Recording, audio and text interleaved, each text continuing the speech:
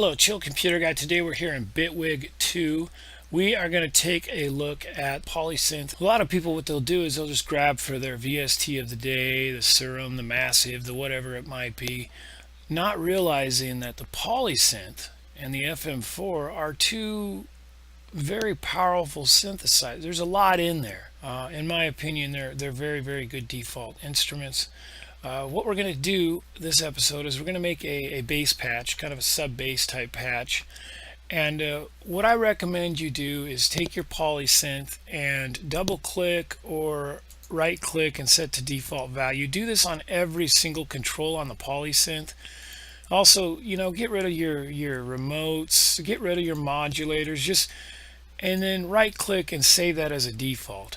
By doing that, every time you load your Polysynth, it's at a very default state. In other words, if I hit middle C, you can see it's a default state. You can do the amp envelope a specific way if you want also, and then save that, or turn your filter on, whatever you want to do. However you work best from a default state.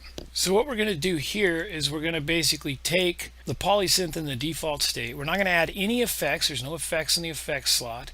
But we're going to make a bass. So first off, I'm going to set this to mono. I'm going to kind of work left to right. I think working left to right is not bad at all. Now the velocity and the gain and the pan and the output, we're going to leave all that the same. But we're definitely going to set this to mono. Now we're going to go to our ADSR envelope, which is basically, this is where a lot of the sculpting of the sound comes in. Now I often say these videos are they're not for beginners and they're not for experts, they're for everybody. So if the ADSR is a very familiar thing to you, that's great. But if you're just starting out, this is where you're going to get the sound of your patch, is the ADSR, the attack, the decay, the sustain, and the release. This particular patch, we're going to set this to 0, 0. Now if you want to set a specific value very quick, you can hit Control. We're going to set this to 80. Okay, we're going to set this to 80. The release, we're going to set that to 40. Okay, that takes care of our ADSR. Again, middle C. Sounds very similar. Next up, our filter envelope, which is ADSR for the filter. We're not actually going to use that on this patch, so we can just leave it alone, leave it in its default state. The filter, however, we're going to do the high cut or the low pass filter, and we're going to bring the resonance all the way down. But we're going to set this to 430. Now you'll see, now that we've set our filter, this is going to actually have a pretty dramatic effect on the sound. You can see the sound now has been kind of muted down. Now we're going to leave this off, we're going to leave the key tracking off, and again, we're not going to use the envelope generator. You can see this is 0, so these knobs are going to have no effect because we're not actually applying the envelope generator to the filter cutoff. So these just leave alone. Next up, we're going to go over to the pitch, the glide, the feedback, the drive. All these controls we're going to leave alone. Next up, these are algorithms. This is the new part of Polysynth, which is it's a little confusing, but you can find little treasures in here if you dig around with some of these algorithms. This particular patch, we're just going to leave that on mix. And then here you go, your two oscillators. Now your two oscillators are where you're going to really kind of make your sound. That and the envelope and the amp envelope. Your two oscillators, your filter, and your amp envelope. Those are the main, three components that are going to give you the sound you're looking for in your patch. So the noise, let's actually put that at 10% there, right around 10% or so. Now the two oscillators. Now since we're doing a bass patch, we want to back this down an octave.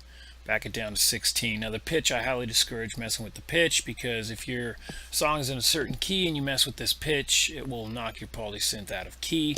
So I highly discourage messing with the pitch. Next up, we have our shape. Our shape is going to be, we're going to go around 67% or so. Let's go in there. Close enough. The sub, we're going to take that up to 20% or so. The sync, just a very small amount, maybe 1% or so, very small amount. Now the Unison, we're going to actually put that up to 16 voices, which is a little obscure for a bass patch, but this is going to be a big sound in sub bass. 23.3.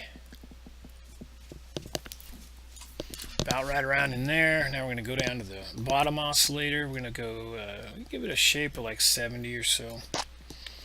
100% for the sub, so we're going to have a lot of sub going on down here. I'm going to bring that up to about 60% or so on the pulse width. The sub, I'm going to give a little sub pulse width, put them both off to the side a little bit. Let me see, 15.3 and again 16 unison, and there we go. Now this is meant for the second octave down.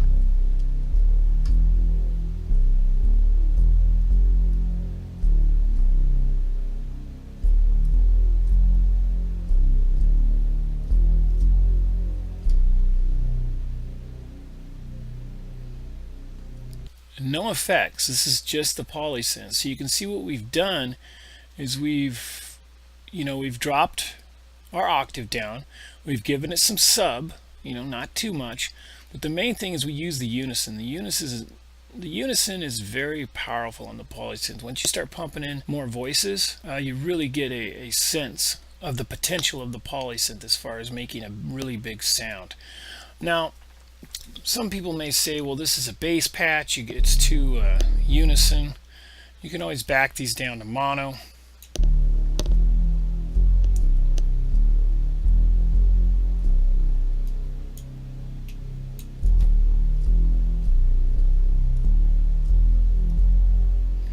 But just as an example of just the Polysynth, nothing else going on here.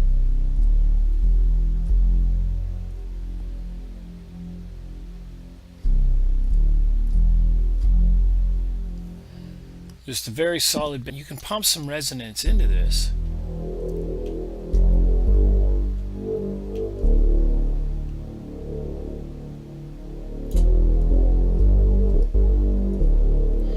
But the main thing that's really working for this patch is the fact that we're using Unison, 16 voices, 32 total voices on a bass sound, on a sub bass sound, and then we're using our sub oscillator as well.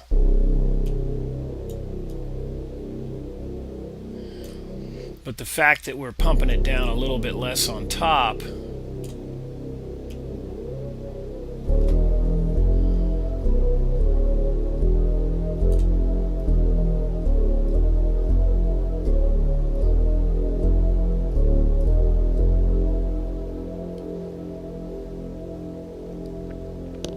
often overlooked, the Polysynth. Put it in the rack and mess with it.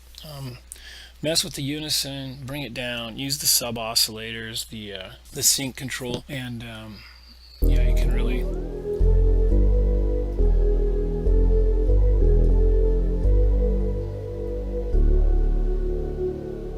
fundamental sound design here in Bitwig 2 Polysynth. Don't start reaching for all those fancy VSTs. You have a Polysynth. It's a very powerful, great sounding instrument here, and it's native to the Bitwig 2 environment, So, all right, if you haven't already, please subscribe. We'll see you guys next week.